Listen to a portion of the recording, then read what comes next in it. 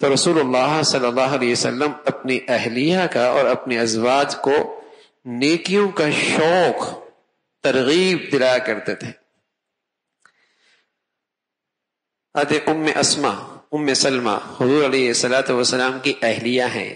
ایک دن اللہ کے نبی صلی اللہ علیہ وسلم رات کو اچانک اٹھے، استيقظ رسول اللہ صلی اللہ علیہ وسلم، اور کچھ اللہ نے دکھایا اس دن کے خاص حالات.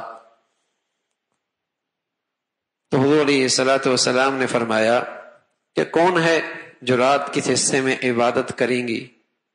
میری بیویوں میں سے ترغیب دلائی.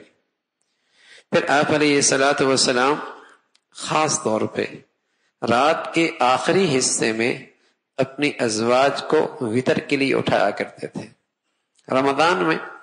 رمضان کے آخری عشرے کے اندر تو اما عائشہ فرماتی ہیں رضی اللہ تعالیٰ عنہ، حضور علیہ الصلوۃ والسلام اپنی کمر کس لیا کرتے تھے. اپنی کمر کس لیا کرتے تھے یعنی مضبوط دھوتی باندھ لیا کرتے تھے، کمر کس لیا کرتے تھے. اور اپنے گھر والوں کو بھی رمضان کی آخری عشرے میں اٹھایا کرتے تھے. سبھی کے راتیں اللہ کی عبادت سے زندہ ہوا کرتی تھی، ذکر و اذکار میں، تلاوت میں اس کا اہتمام کرتے.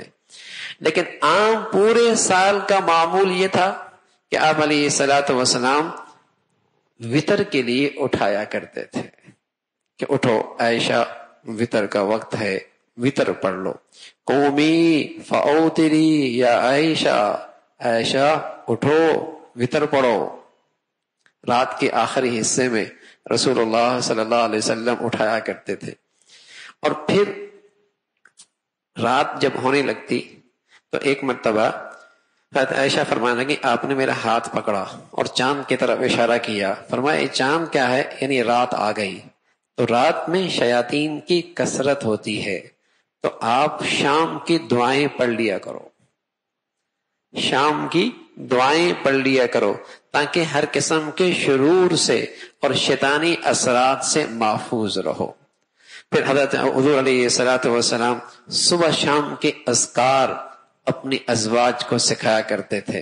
جیسے آدمی اپنے گھر والوں کی حفاظت کی مختلف شکلیں اختیار کرتا ہے اور کرنے بھی چاہیے، لیکن ساتھ ساتھ حضور علیہ الصلوۃ والسلام حفاظت کا قلعہ صبح شام کی مسنون دعائیں یہ آپ اپنی ازواج کو بہت اہتمام سے سکھایا کرتے تھے.